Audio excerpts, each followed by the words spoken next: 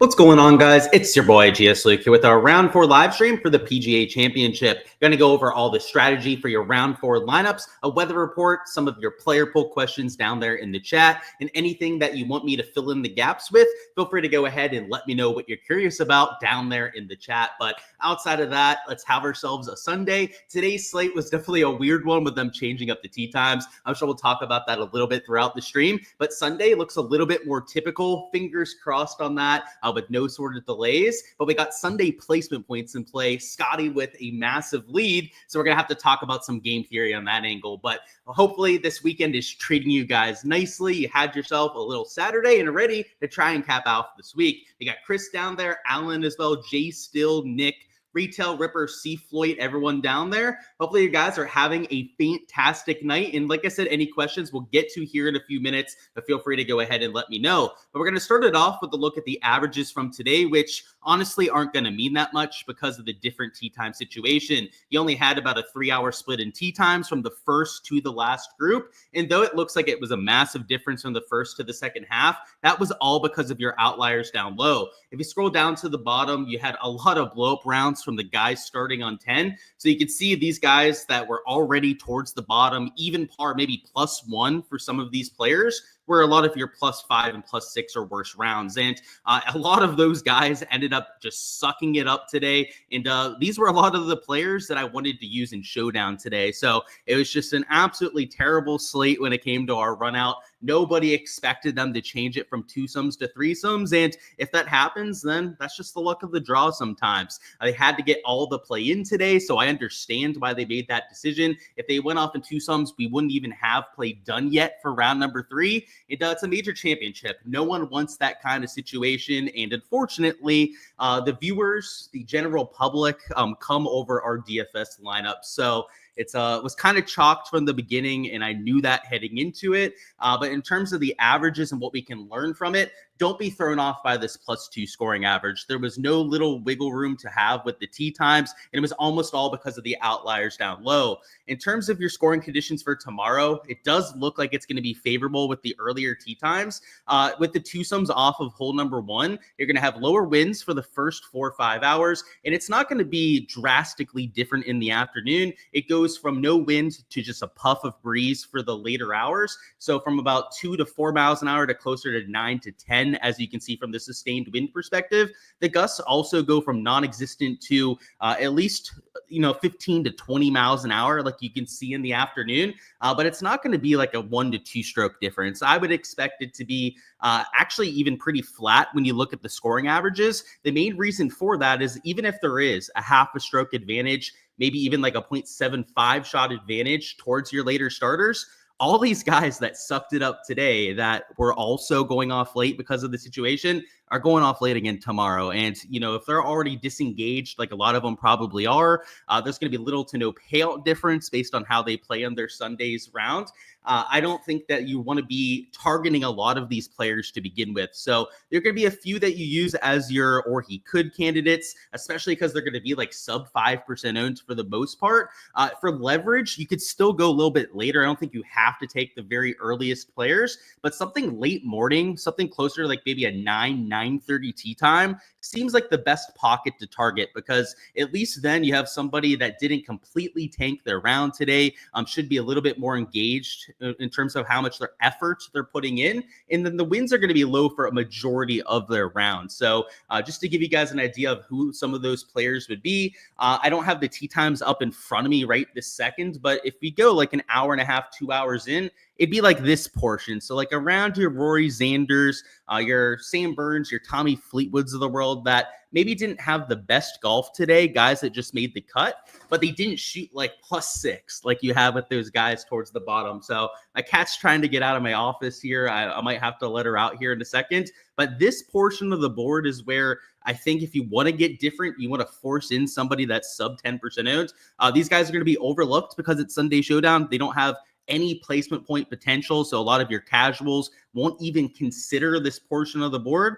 I don't think you have to go here in single entries. You definitely don't have to go down this far in a cash lineup. But if you're in the big $5 or $25 GPPs, I wouldn't be against one of these like T49s, T44s, even these T57s at +3 for some of that leverage. And you've got some legit players in this range. You've got some 8 and 9K guys like a Daniel Berger, Morikawa, Fleetwood that are there at +3. You're going to need a low round. You're going to need like -3, -4 to pay off as somebody without a lot of placement point potential. But you're going to see that from guys. In fact, if we sort it by our round 3 score, you had quite a few low scores despite the wind that you had out there. Max Grazerman was one of those later starters, or would have been, an early starter today if it had been the 2 sums off of hole 1. He got screwed by the tee times, but Grazerman still went low. So that's an example of somebody overcoming the conditions. And tomorrow, those guys are actually getting the slightly better side of the draw. So that's what I would say about the weather. It's nothing that you can go all in on because you have the placement points anyways. You're going to have 2, 3, maybe even 4 players starting in the top 20, top 25 in your Sunday builds. But those other 2 to 3 spots that you have left over, you might want to consider some mid to early starters. So this is our typical situation, I would say. Normally the wind kicks up as the day goes on. As a general trend out here on tour, there's exceptions to the rule, of course, like you see all the time. But this is a pretty typical Sunday showdown slate, I would say. And the next thing we're going to go through would be the shots gained metrics. So let's go over here to the shots gained ball striking. I'm going to add that to the tab here so it's easier to sort by. And just like rounds 2 and 3, if we want to find players for our player pool tomorrow, I don't hate looking for guys that hit the ball sustainably. That's the most consistent part of golf. You've seen that for guys like Scotty Scheffler all week. Nico Echeverria has been ball striking it pretty consistently, at least for 2 of the 3 rounds. Round number 2 was a sore spot for him, but got back onto the horse today, gaining about 3 strokes between the ball striking categories. These guys are going to get a boost in my projections, a boost in at least consideration for what I'm using in my lineups. And it's not to say that all of them are going to make my lineups. Ownership is still a consideration that we have to have as well. Placement points too. So like if it's a T31, like a Neiman or a Harry Hall, this isn't going to get us much placement points unless they go batshit crazy with their score, shooting something like -4, -5. Maybe they could sneak into the top 7, top 10 if they did that kind of thing. But your Gerards, your John Rahms, your Scotty Schefflers, of course, that was there at the top, could be the kind of guys that you use as conviction plays that you use despite the ownership to try and get some placement points. I don't hate looking at ball striking stats, just like we have for the first few rounds. So you can see Gerard's towards the top end of that list for guys that hit the ball well today. Ryan Fox, Keegan Bradley's also somebody that gained over 2 strokes in the ball striking category. Tony Finau, Cam Davis, Max Grazerman with that -4 round, all did it in the categories that mattered. And you don't have to be elite of the elite to get that kind of a benefit. And I would actually say some of these guys that are closer to 1.5 to 2 shots gained in these categories might even be better plays for tomorrow just because they're not getting as much attention as the top end of the board. You're not going to be the only one looking at ball striking stats. This is a well-known thing in the PGA DFS community that ball striking is a lot more consistent and reliable than what you have in the short game categories. So if you go down just a little bit further on this list, you can be sneakier about who you're trying to find. So for example, if you're trying to find these like T31s that are popping off, don't be surprised tomorrow if Joaquin Niemann, he's not going to be chalk because he's expensive and he's there at only T31. But compared to some of the other guys in the 8, 9K range, Niemann's probably going to catch a little bit more steam than all of the other names. And it's because of this ball striking aspect. So again, not chalk, somebody you have to avoid because of that. But just know if you want to get a little bit sneakier about it, you should go further down. And Harry Hall too, like he's not going to be chalk because he's down towards the bottom end of the pricing. But compared to some of the other 6K guys around him that are around that T31 position, don't be surprised if Harry Hall is 1 to 2% higher owned just because of the fact that he gained nearly 3 strokes ball striking. And I would say, like, if it's only a 1 to 2% difference on these kind of players, you should still probably consider using them in your player pool, especially if the short game stats line up with the kind of things that we're looking for. But do know that if you go down to, for example, a Terrell Hatton as instead of a Joaquin Niemann, he still hit the ball well today. He gained 1.8 shots gained with the ball striking stats. But because he's down a little bit further on this board, he's not going to be the first name that people are clicking. And he's at that same position. He's T36, so a little bit further back. But Tyrrell Hatton also lost 2.5 strokes putting today, and he's one of the best putters that we have worldwide. Somebody that's normally gaining a half a stroke to a stroke per round on the Live Tour has been lighting it up on the greens in 2025.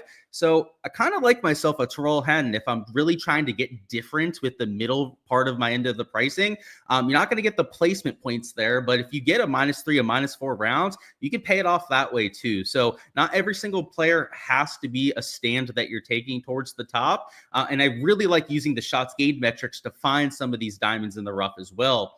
The other players that kind of stand out in this portion would be a Harris English. He's typically a much better putter than what we had for today. Michael Thorbjornsen, he lost 3 strokes in the short game categories. It's worth noting, too, that the short game stats are something that we're going to bring up here as well.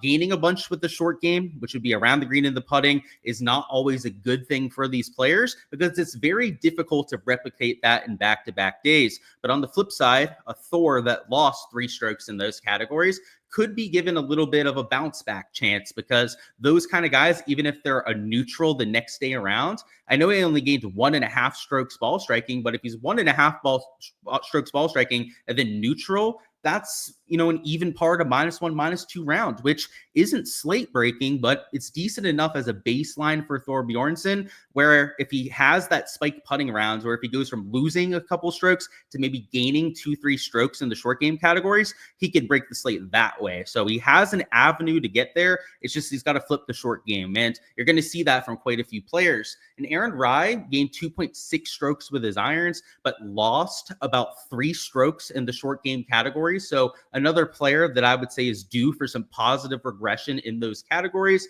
a Marco Penge. Oh boy, my guy. We talked about him on stream yesterday. One of the decent spots that I had in my player pool today. I mean, he shot +3, so far from victory lapping that sort of performance. But from tee to green, he did his thing. He gained off the tee. He's an extremely long player. That's what I learned by watching him today. Gained just under a stroke with the iron play. And his issue, why he didn't go low and post something that was more respectable, he's made a decent amount of birdies, especially his first 4 holes. He had 2 birdies. I guess he only had 3 total after hole number 10, but he lost the 2.3 strokes putting. So he was setting up a lot of opportunities. And for a player of his length, you would have expected him to take advantage of 14, the drivable par 4. 15 was also reachable and 2 for a lot of these players. So, I know Penge maybe didn't pay off as much as I hoped to today. He also didn't kill my lineups. 3 birdies was the field average. So for a 6K range player, you could have done a lot worse at that portion of the board. But tomorrow, I think he's got upside to do better than that. So these are the kind of players that I'm looking to for that leverage. If I'm trying to find the players I want to use as my conviction plays, you can look at the round 3 stats. I think that should be part of what you're using, but the main slate stuff, so looking at all 3 rounds together, I think are also very useful. So these are the full tournament stats that we have on here. And if we just sort it by shots gained to ball striking and look at the top end of this list, we can try and find some players to get over the field on. And look at this. It's kind of crazy that Daniel Van Tonder guy that missed the cut was one of the best ball strikers that we've had the entire week. So kind of a shame that he didn't make it to the weekend. But Scotty Scheffler, number 1, not a surprise there. John Rahm has been setting up birdie looks the entire week. He's the number 3 player in the field of the guys that made the cut. You also had a Nico Echeverria, a Tony Finau, a Ryan Gerard, a Daniel Berger, that especially these guys at -3 or better. So like a Tony Finau starting in that top 10.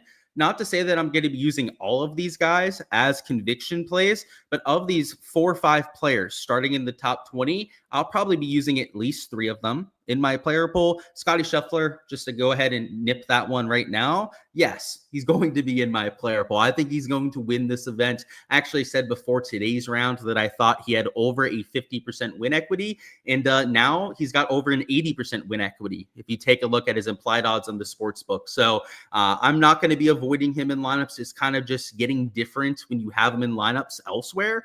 And I'm not locking him, though, so I have to figure out how much Scotty Scheffler I'm going to play. It's going to be anywhere between 50 and 100%. There's a chance I use him in every single lineup. I'm going to have to look at some of the other 9, 10K players to figure out exactly what I'm going to do. If you're going to get leverage, you're going to have to lock him. So if I don't lock him in lineups, I'm likely taking a even stance, if not even a slightly below the field stance on a Scotty Scheffler, because he's going to be well over 50% owned. In fact, I would say in GPPs, he'll be closer to the 70% mark in most of those contests. And in single entries, especially the higher dollar single entries that are $100 to $200 plus, you're looking at 90% plus ownership on a Scottie Scheffler. And the byproduct of that is that the other guys up top are going to have much lower ownership than normal. So to give you guys an idea, if we scroll up towards the top end of this list, because Scottie Scheffler, especially in single entries, is going to be close to like 90-95% owned. Some single entries, like there are less than 20 entries, he might be 100% owned in those kind of builds. Your Rorys, your Brysons, even your Jon Rahm here at $9,600. I think that some people are going to try and get cute and go Scheffler Rahm as their second man in. But because he's going to be that popular, your McIlroys, your DeChambeaus, even some of these other 9K guys like a Schauffele that's out of it, Morikawa, Fleetwood, we mentioned them as potential pivot plays that you could take. They're going to be even lower owned than they should be. And they're +3, +2. So they would already be low owned. But because you're not going to have enough salary by using Scheffler, these kind of guys are sub 5% ownership. Like normally they'd be like 7 to 10% owned. People would still take shots on them in case they have that kind of performance. In single entries, if you just want to get different and you want to have a lineup that is vastly different from the lineup construction segment, you avoid Scottie Scheffler. Now, do I think that that's a smart play? No, that's why I'm going to be using him in a lot of my lineups for tomorrow. But if you're trying to get cute, and it would be getting cute if you're fading to Scottie Scheffler, it's a playing with fire to say the least if you're making that sort of a play. But the lineup construction is so much different if you do so that I think it at least has to be in consideration. And I mentioned the single entry getting different that way just because Scottie's going to be that popular. But even in large field GPPs, if you're trying to change up the lineup construction, getting off Scottie Scheffler is going to give you access to so much more salary towards the top. I mean, you could take like 3 guys, 8K plus, 3, maybe even 4 guys from 8K plus, and that sort of lineup construction, which you can only have maybe 1 guy on top of Scottie that you're playing in that sort of lineup. So especially if you're avoiding like the Rorys and DeChambeaus as well, like you're going down to these 9K guys as someone like maybe you start with like Rahm and then you use one of these guys as your second man in, maybe even like an 8K guy. This 8K range I also think is going to be a little bit lower owned than it should be just because of how popular Scottie Scheffler is. And in terms of a second man in, I could see people get into Jon Rahm, but because he's a little bit expensive, they'll likely go a little bit further down. Your Keegan Bradleys, your Johnny Vegases of the world at -5, -6. I think you're probably going to get a lot of that kind of exposure. Tony Finau at $8,400. So just to plug in Scottie, let's see. So it leaves you at like $7,400. Yeah, people are probably going to your Vegas, Bradleys, your Finaus, maybe even a Gerard, a McIntyre as their second man in, and avoiding a lot of this 9K range. So if you want to get different, you could force in another spend up. I'm not against going with like the Scottie than a 9K as your second man in, but I think that there's even better ways to get different from the lineup construction, which makes this an intriguing slate. I think that you could easily make an argument for playing Scottie despite having that kind of ownership. I think he's going to win. So I think that says enough right there, but he still has to score enough to pay off a $12,700 price tag. The argument against him is not only that, it's hard to pay off that kind of a price tag, but also the upside from the game theory perspective. So consider some of that stuff as well. Let's catch up on chat, see what's going on over there. And by the way, with some of the full event stuff that we were looking at before, sorting this just by score and looking at the top end of the board, what I don't want to see from guys are players that are super short game dependent. So like a Siwoo Kim has been a lot more short game dependent than what we typically see. JT Poston is a short game player, but it's not great to see somebody that's getting over 2 strokes putting. That's normally hard to maintain the entire weekend. Garrick Higo, for example, that's gaining over 2.5 strokes putting, he might not be my favorite play in terms of taking a higher end guy towards the top. I'm more so looking at guys that got it done with their ball striking. I mentioned Finau before, Jon Rahm, even Post. I mean, he's had a good iron play to this point at the very least. But like your Gerards, your Glovers, your Spawns down here at T23 are the ones that I'll probably be getting over the field on. So make sure to check out my Patreon, my page to see exactly who I'm playing. But that's the kind of thought process I'm using when building a player pool. I always have a rhyme and a reason for getting to players. And for tomorrow, I have 5 reasons for getting to people. It's either because they were a round 3 ball striking popper. It's because they have some short game regression coming. So those are guys that lost a bunch of round the green and putting that were decent ball striking that I'm looking to try and get a bounce back out there tomorrow. I also play high upside players. So those are high birdie guys, also par 5 scorers. I play course history players that are good around a Quail Hollow. And then the 5th category are placement point players. So those are guys towards the top that maybe check multiple boxes that I'm using as conviction plays because they're starting in that top 15, top 20. So I've got 5 reasons for getting to players in my player pool. You don't have to have the same 5 in your process, but you should have a process for building your player pool. You should have rhymes and reasons for every single player that you're slotting into lineups, because you shouldn't have anyone in there for just no reason. And yes, low ownership and early tee time can be a reason for throwing guys in there, especially if you think these morning guys are going to get much, much better conditions than the afternoon. I don't think it's going to be a massive difference. I think it's a decent lean, maybe like a half a stroke lean towards some of those earlier starters. But if you want to lean into those guys even more, like you could make that a whole part of your process, just trying to find some early guys, maybe some high upside birdie makers going off early that you're incorporating. Just have a process for what you're using in your lineups. Where did we catch off? Let's see where we're at. Yeah, the cat was trying to make a run for it. You could probably hear her in the background. She knows how to open doors. So she's a smart cat, but a little bit of a pain in the ass, that's for sure.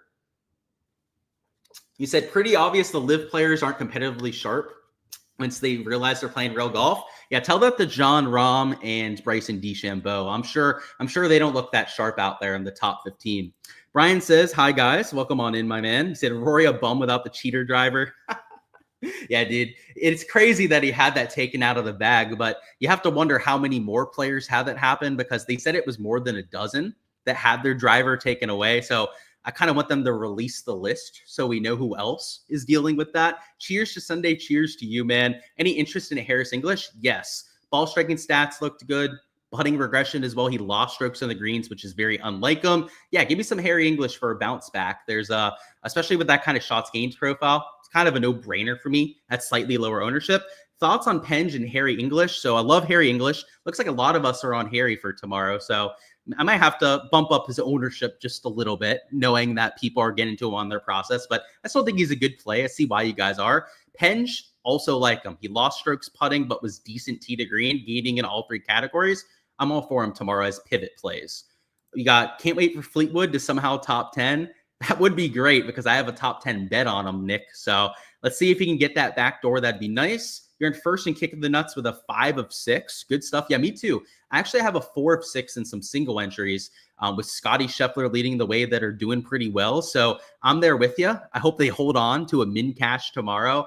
There's going to be some 6 of 6s that are chasing me down. So I'm hoping that I can get some big rounds out of the 4 players I have. It's a decent day in Showdown too. Good stuff. Nice, Brian. Yeah, dude, if you can get 7th, 10th, and 17th, that's going to be a really good ROI day. So I didn't realize just how high ththose entries were in those GPPs. So good stuff, man. And everyone's giving you the props down there too, as they should. Tomorrow seems difficult. Got to pick the right chasers. I think that's what it's all about, especially if you're playing Scotty, like getting that ownership right. You're going to have to find those between like -5 to -7. You're going to have to find the guy or two that pops up and finishes 2nd and 3rd. You're going to get 1 or 2 of those guys there that shoot -3, -4. You're going to have those guys. Probably going to have Scotty, I would say.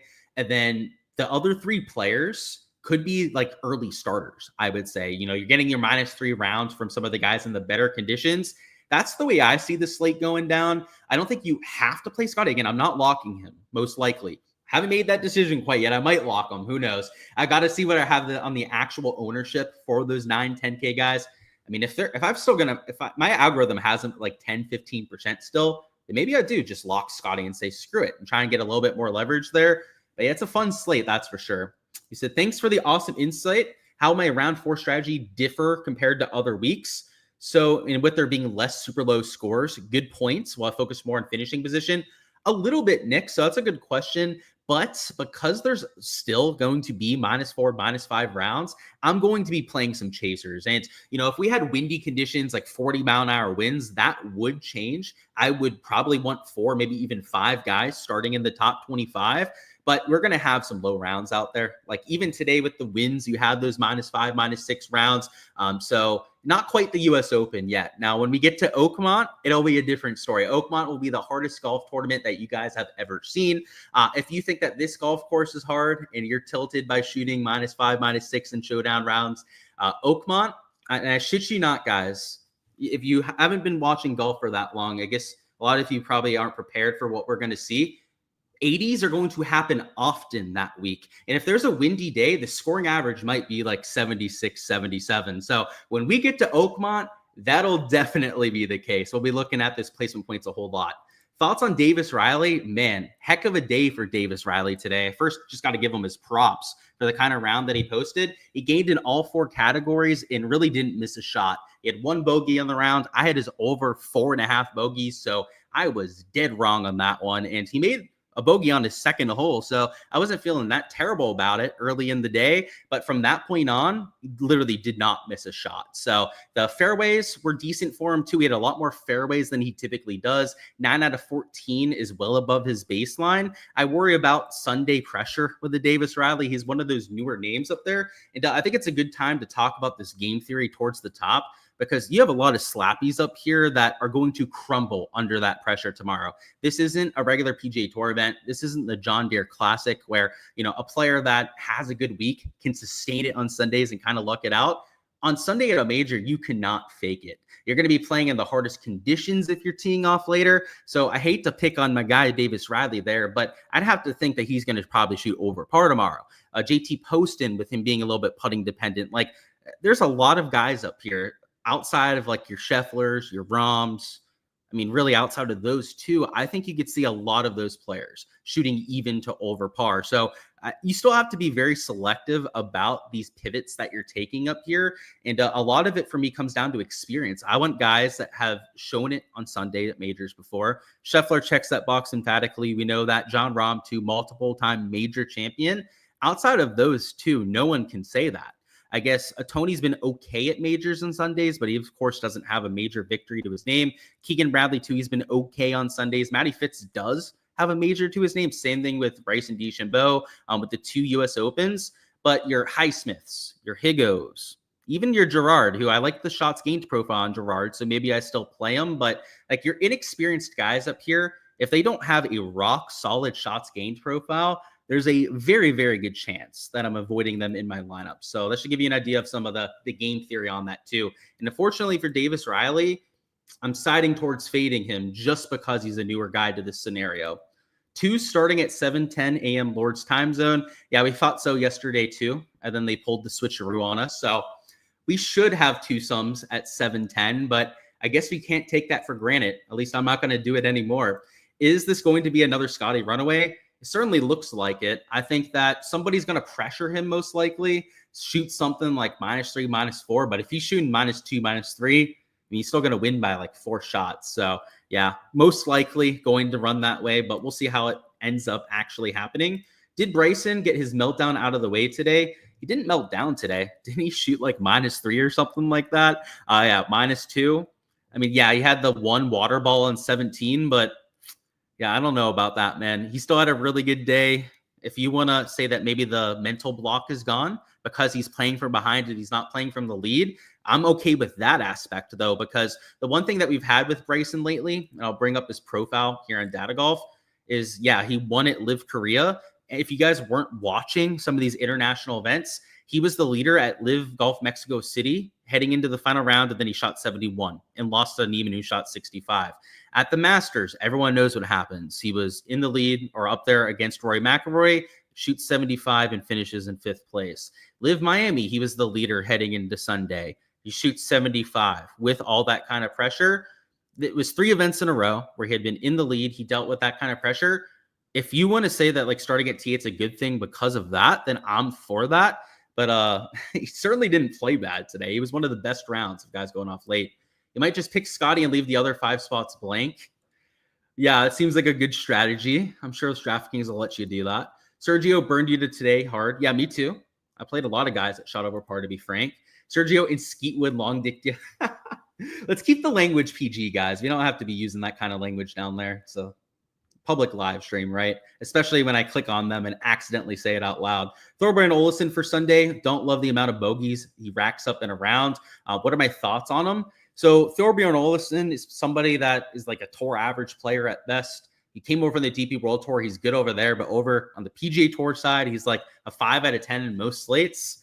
I don't really have much thoughts on him other than I'll show you the shots gained metrics and give you that heading into Sunday. He lost putting and he gained tee to green. So the shots gained profile is a 6.5, 7 out of 10. So it's favorable because he's gaining in the right categories and maybe can putt better tomorrow, at least maybe a neutral. It'd be an improvement over what he had today. But the guy is as like boring as they come. He's average distance. He's about average in every shots gained category. He's the kind of guy that because of that, though, won't be highly owned. Like at T44, you'll be sub 2% ownership on that sort of play. Saying Scotty's a lock. I couldn't blame you for doing it. Can Scotty win with a -2? Yes. He can definitely win with a -2. It's a really difficult golf course, and those guys chasing them, none of them scare me. Like an Alex Noren, I hate to pick on the guy. He's coming back from injury. He's not the best Sunday player that we've seen on the PGA Tour. So even if he shoots -4 and Alex Noren, and then you get a -2, he still wins without a playoff. And he's got the 3 shots to work with over him. He's got 4 shots over the guys in third, even bigger leads over pretty much the rest of the field. Yeah, -2, -3, and it's pretty much locked up. Whole locations are out. Okay, good to know. Yeah, I knew about the pairings, but good to know with the whole locations. X-Man going to get there tomorrow? Probably not, since he's starting so far back. But I watched a lot of Rory and Xander's round today. They looked like they were working on stuff. They didn't seem like they were too engaged on trying to score. Xander Schauffele, for example, his chipping was just terrible on 8 to finish his round today. He had like an easy 20-yard chip to try and get up and down for birdie, and he missed the green with the 20-yard chip. So I think that shows you where he is. Not to say that he couldn't nuke tomorrow. Like you do get that from these guys occasionally. It's why Tommy Fleetwood, Morikawa, I consider these kind of guys in large field GPPs. But would I be using Xander Schauffele in my big single entry? Not unless I was purposefully doing it to get massively different. Because in that single entry contest, when everyone's using a Scotty Scheffler up top, a Xander Schauffele is going to be sub 2% owned. And I shit you not, like I literally mean that. Guys like Xander Schauffele that have no placement weight potential could, even in some single entries, be 0% owned for a contest tomorrow. So you could use it for that ultimate kind of leverage. You don't know about the live stuff. Even Puig having a decent week. Sergio is just a bitch in majors. Yeah, man. Like, I don't know. People like to blame guys after stuff happens that things don't go their way. I get it. I see all the time as a content creator. People like to blame me when they go out there and build shitty lineups. It is what it is, man. And I try and look at things as unbiased as humanly possible. And yeah, Rahm and Bryson, yeah, they look like shit this week, huh? Over on the live side, yeah, they're terrible. Colin says, VDV, go out there and shoot -8 because no one expected it. He might, right? That's when he plays his best, when nobody is counting on him to play well. And I will say, Colin, that we have had like Sunday Victor as a thing before. He's a very aggressive player. He really doesn't care where he is on the leaderboard. He's always going to go after pins. Xander and Rory today, you would have thought they'd be aggressive. They're like, oh, let's try and make as many birdies as we could. No, like they were just going through the motions out there today. But Victor, I don't know if I worry about that as much because Victor's a grinder and he's a lover of the game. He plays golf more than anyone else out there on tour, maybe except for Bryson Hideki. Bryson's number 1, Hideki's probably number 2 in how much golf they actually play. Would not surprise me if Victor was number 3. He said, overall, they're not performing. Bryson's the only live one showing up regularly. All right, dude, I guess that's your opinion. I think it's a pretty terrible opinion, though. Swamp Ass King himself is climbing the leaderboard. Glover's been consistent with the ball striking. That's his thing. That's just Glovey. He's wakes up. He hits really good shots with his irons. It's kind of like Sepp Straka. He wakes up and hits little butter draws. It's just what he does. Didn't see much Berger. Is he still putting like Ray Charles? Oh, that's brutal, man. Probably. I didn't look at the stats, but I'd have to assume since it's been like a couple weeks at this point. And if we go to round 3 specifically, he actually gained strokes putting today. He gained off the tee as well, but he lost 2 strokes around the green. This is a trending up. He actually hasn't gained strokes with the putter in recent memory that I can remember at all for the last month. So if he goes from losing 2 strokes to neutral to maybe gaining 2 strokes putting, you might be onto something there, man. Penge is going to be chasing that bag tomorrow. Yeah, he's one of the guys that'll care. So even though he's not towards the contention, I mean, he's brand new on the major scene. Yeah, he's going to be trying to top 20, top 30 if he can. You cannot wait for Oakmont. Me too. I know a lot of people are going to be tilted at Oakmont this year, but it's going to be a lot of fun for us golf purists. Thoughts on Noren Chalk? Not my favorite. So he's one of those guys up top that I could see fading tomorrow, especially because you still have to score. Starting at -8 is not enough. If he shoots even par or -1 and he still finishes top 5, unless he's making 4+ birdies, he's not a shoo-in to get there in DFS. So I'm okay fading some of that chalk up there. And you can say that about a lot of those slappies towards the top. Noren's not a slappy, by the way. Noren's a stud. I say that because I like Noren. I only say that because he's newer to the major scene. Tony Finau paired with Bryson. Oh, Lord, does he try and push the distance a little and screw up his vibe? Nah, Tony Finau lives within himself. Tony Finau can swing 180 ball speed, 190 ball speed probably if he wants to go out there and hit it. He lives in that 170 range because that's what he's comfortable with. He might try and do it on a hole or two just to kind of send a message to Bryson. But I will say Tony Finau, if he were to actually take a full swing, I've seen videos of him doing it before, he would be either the longest player on tour or the second. You know, he'd either be right up there with a Rory with distance, if not even just a little bit longer. That's how big and strong Tony Finau is. And if you haven't seen it before, look it up on YouTube, the Tony Finau long drive swing. Oakmont and Winged Foot are bloodbaths when it's set up for the US Open. They are. And it's not just a normal bloodbath either. It's the death by 1,000 paper cuts. Every single hole is going to play over par, like except for maybe 1 or 2 of the par 5s. And that'll depend if they're playing downwind or not. If they're not, those might even play over par at a Oakmont. Winged Foot is another good one too, though. What's going on, Joseph? You have $6,300 remaining. Does Harry Hall get the last roster spot? I don't know.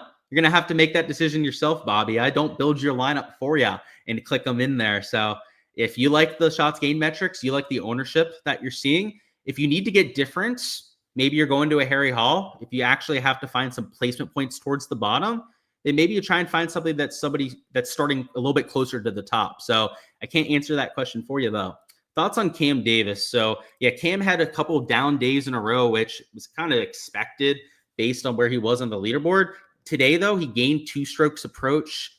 He still shot a -1 round in these kind of wins. That's the exact kind of player that I'll likely be using for placement points, because at T17, he won't be nearly as popular as the guys starting in the top 10. And if he has a low round, which I think is -3, -4 is the benchmark tomorrow, you shoot -3, -4. I felt really good about that guy making the optimal lineup.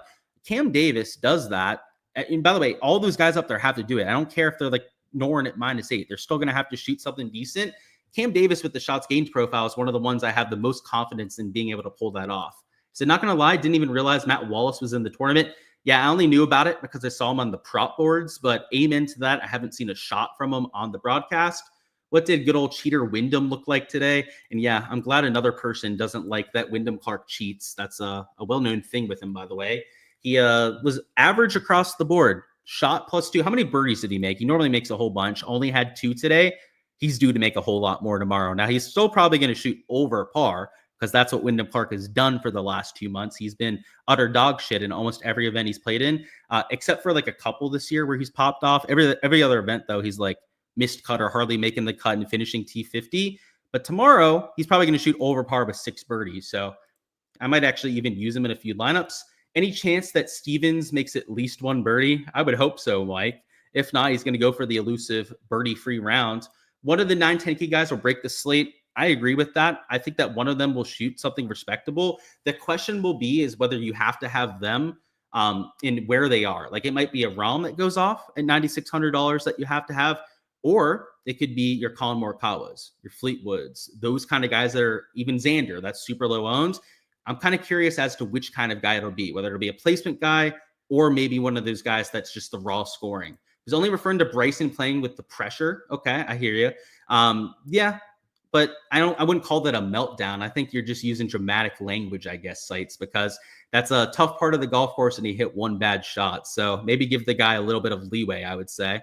This Penge guy can bomb it.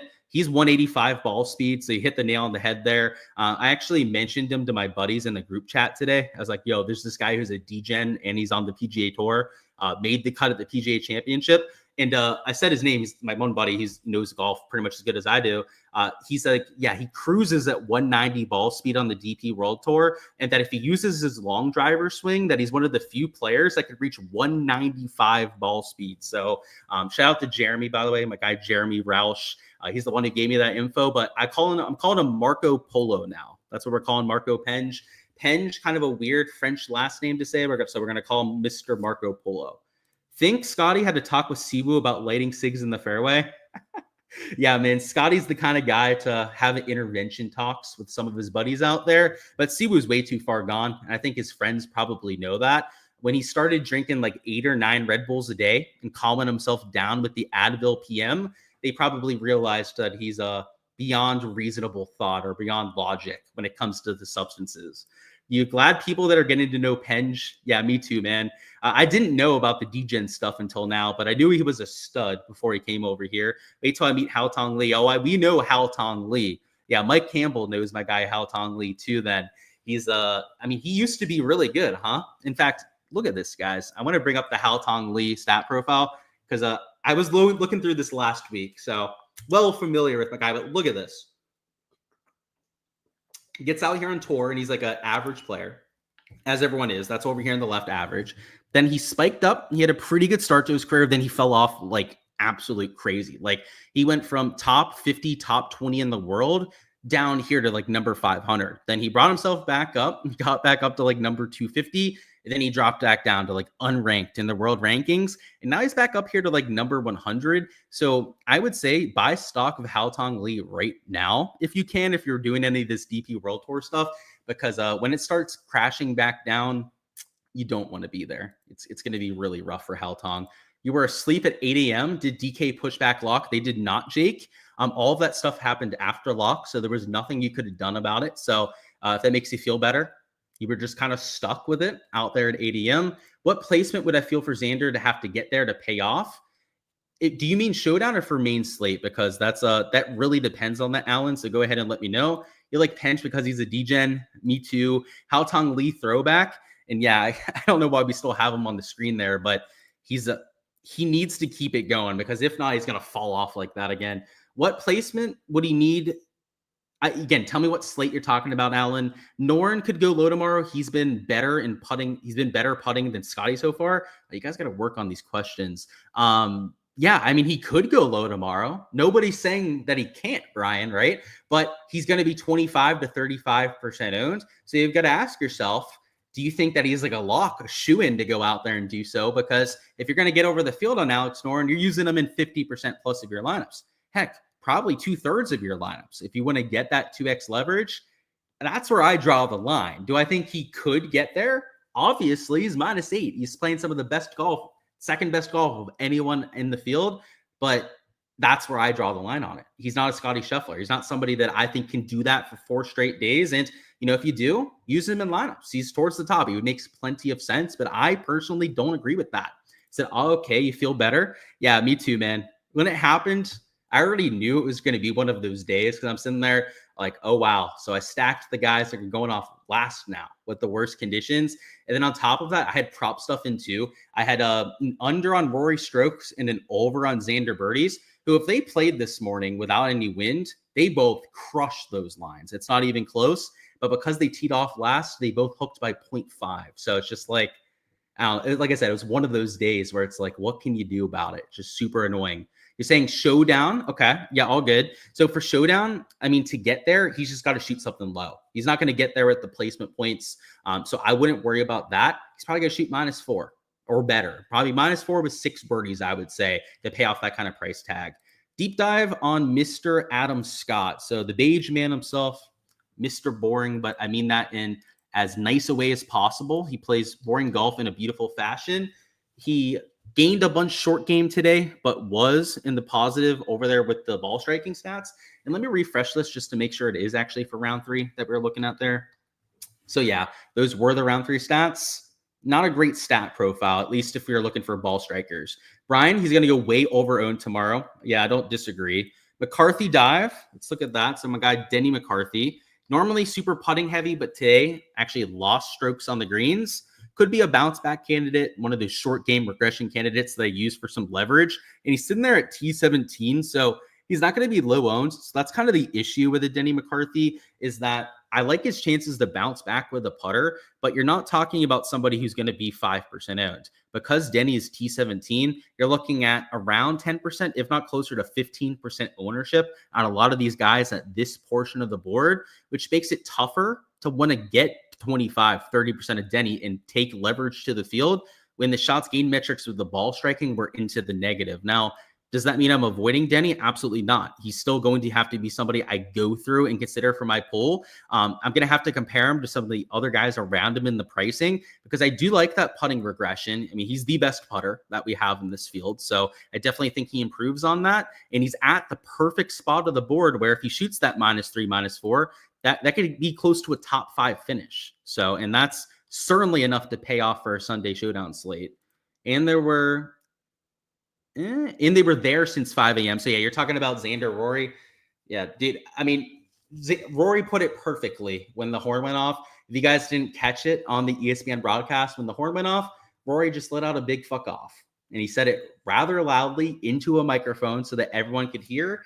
And by the way, if you guys want to catch something funny with Xander Schauffele, I'm not going to repeat what he said because it was extremely vulgar, but watch his tee shot in hole 7 today and just listen to Xander Schauffele. He was not happy with his tee shot, to put it lightly. It was real unfortunate that we got locked into Xander and Rory. I agree with you on that. You stack the first 2 pairings. You feel like that. Let's have an awesome day. Yep. Rest of the field is playing for seconds. Yep, they probably are. Wasn't shocked having Burns and Grazeman going off last. Yeah, Burns and Grazeman, I mean, Grazeman had a great day. Burns actually didn't play that terribly, but those other guys, Rory and Xander, were the ones that would have gone you. And then can I look at my favorite early tee time groups that stand out? Yeah, I'll bring up the tee times. Give me a second. I don't have them up here yet. Oh, my God. I mean, the groups don't really mean anything to me. So you just mean like players I like? I mean, I guess. I mean, we've already talked about some guys I think make sense.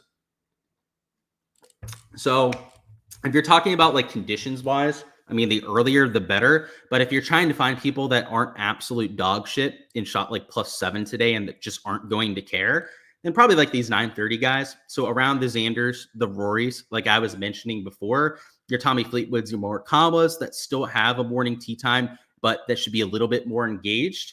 Now, your stars might be disengaged because like Xander, Rory today couldn't give a fuck. Like they were out there just hitting the ball around because they were out there all day. These sort of players like a Tom McKibben and Richard Bland, who doesn't get to play much major championship golf these days. Even like a Christian Bazane, who like these like mid to lower tier players, I think you're going to show a lot more engagement, like a Marco Penge, Marco Polo, as we're going to call him, Wyndham Clark even. Like I know he's a cheater. Some people don't like him.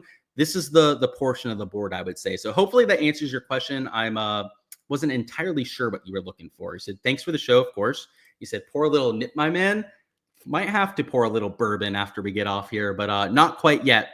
Let's go through some contest selection and then also put together a lineup before we wrap this thing up. But in terms of the contests that are available, they look pretty decent, especially compared to the first few rounds, a little bit larger in most cases. So the big $25 is larger than the first few rounds, but still super top heavy. You also have this 4 entry $250 max. So it's $1,000 to max enter this one. It's a fifth to first place, so 20% to first, which is a decent payout structure, at least for that size of contest. They have this one, which is a little bit different. It is a $600 17 max. So probably a little expensive for a lot of people, but it's a 100K to first kind of contest. Super top heavy though, so I probably won't be entering that myself. I like a little bit more of this drive the green. This one is a 7th to first place. It's a 150 max contest where it still has that 10K to first, but because it's a little bit less than that fifth to first. The rest of that top 5, top 10 has a pretty respectable payout structure. You like the single entries, so like the big $100 single entries. You got this 40K here that's got an eighth to first place. That's one of the better $100 single entries that we've had all week. You've got this 10K one, which is a little bit smaller. Sorry, I clicked on the wrong contest there. This one should be 15% to first if it follows the other few days. And you can see there, it is that same sort of payout structure that we've had for the first few rounds. You got the $33, so that's this dog leg right here. That's one that's 10% to first place. And then also that $12 Albatross single entry that are probably the best contests for round 4 showdown. And the reason for that is that they're not too top heavy, but they're large enough contests where you're still going to get a big payout if you end up taking it down with the absolute nuts. And because it's round 4 showdown and it's sometimes harder to get the absolute nuts, I normally play more single entries for the final day. But because it's a major, I may even consider 150 maxing this 70K drive the green, at least going to be throwing 50 lineups into this kind of a GPP. So it's going to be a balance for me, some GPP lineups, some of those single entries like the $100 ones that I'm entering myself. And then they also have this 20K driver. So this is a $200 single entry. It's a fifth to first place. So it's a little bit bigger, a little bit more top heavy, I should say, than some of the other single entries. But if you're looking for a $200 buy-in, that sort of stakes, that could be a contest to consider as well. Then the last thing I want to go through would be that lineup construction. And I kind of mentioned the lineup construction I was looking for before, but let me show you what that looks like in practicality. So let's throw in a Scotty Scheffler. Let's try and find a few of these chasers that we think are going to pop off. So I'm going to throw in a Jon Rahm just because he kind of works with the salary. It is going to force us down pretty cheap though. So that's going to have ramifications on the rest of our lineup. If we wanted to find a few other guys that are in the top 17 already, like you could use a Denny at $7,400 for some of those placement points. If you're a believer in him having that kind of a bounce back day with the putter, you could throw in a Finau, but unfortunately we don't have enough salary to be playing a Tony Finau. So that's the issue with taking a Rahm here is if you go Scotty and then a 9K guy as your second man in, that's why so many people that are starting with Scotty are going to have to avoid those 9K guys and why they're going to be so low owned in those GPPs. So let's actually take Rahm out of there just because of how difficult it is to build with them in there. Let's throw in a Tony Finau because of the ball striking stats this week. He's also a little bit more affordable at $8,400. That puts us at about $7,100, $7,200 remaining for our last 3 spots. And let's find one more placement point guy to go ahead and throw in here. And I'm actually kind of looking at a Matty Fitz, who also had himself a down day today for a bounce back on Sunday because he was setting up a lot of looks. He hit a lot of greens, only had a few holes where he had mistakes. And that's the reason why he shot. It wasn't even a terrible round.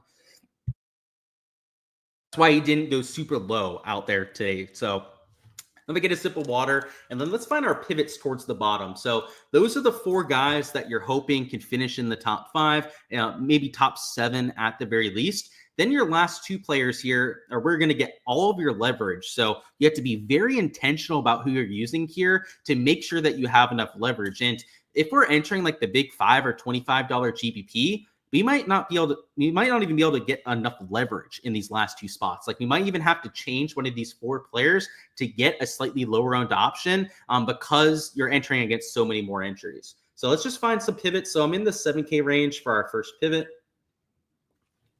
Wouldn't want to post in for sure. I mean, he's going to be chalk at 7,300. Adam Scott is also probably going to get some attention himself. A Ryan Fox at -3 is somebody that you wouldn't want to use as a leverage play. But like a Cam Young at T36 that's starting a little bit further back. He also made a good amount of birdies out here on moving day. He's at $7,300. He doesn't have that placement point potential, but if he's going to be sub 5% owned, it's giving you at least a little bit of leverage to work with. And then for your last man in at $6,700, if you were in like the big $5 or $25, you might want to consider leaving some salary on the table and trying to find a lower owned pivot. So like maybe an Echeverry at $6,500 where you're able to leave the $200 on the table and you're taking somebody that should be sub 5% owned could be the way to round off this and just to make sure you're not duplicating with other lineups and to make sure that you have enough leverage to move up. And if this isn't the large field GPP, even if you leave the salary on the table, it's not so much that I'd be worried about you duplicating yourself with another entry. It's more so the leverage problem because a Matty Fitz is going to be 10, 15, maybe even closer to 20% projected owned. I'll have to see in my projections where I end up putting him at. But Denny McCarthy, a Finau, also probably that 15% ownership range because they're starting towards the top. We know Scotty is going to be well over 65, 70% owned, most likely in contests for round 4. So your last guy here, I mean, it's really just these two guys that you're getting any sort of differentiation with.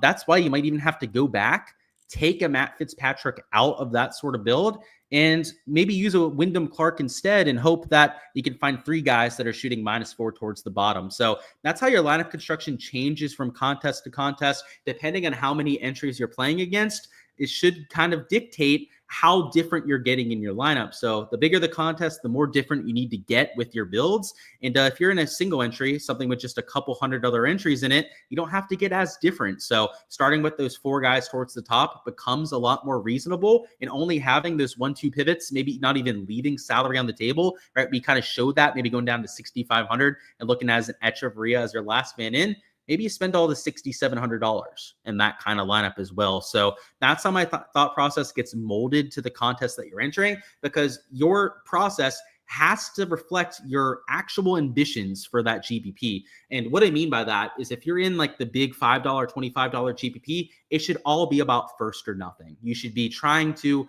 if you're not first, your last kind of mindset in those large field GPPs, because they're so top heavy. You have to win that top 5 payout to really have any sort of long-term positive ROI. Whereas if you're in some of the single entries, contests with only a couple hundred people that are a lot more balanced payout structures, right? That's why we were entering those contests to begin with, because if you finish top 10, you don't have the absolute nuts there, it still counts in those kind of contests. So that's why you want to build for the projection a little bit more when you're in those scenarios, because not having the absolute nuts still counts in those kind of contests. So that's why the process should differ a little bit if you're somebody that enters both sides of that exposure. But if you're somebody that just specializes on one side or the other, make sure to sharpen up the process, work on it every single slate, find it to a point and get it to a point where it works the best for you. But that's all I've got out here for the round 4 live stream, guys. Best of luck with all the exposure that you guys are going with, whether it's in the GPPs, some of the smaller field single entries, even cash lineups for round number 4. It should be a fun one to watch. Scotty Scheffler going to be a tough guy to beat, but we still got some lineups to enter, some outright bets to cash.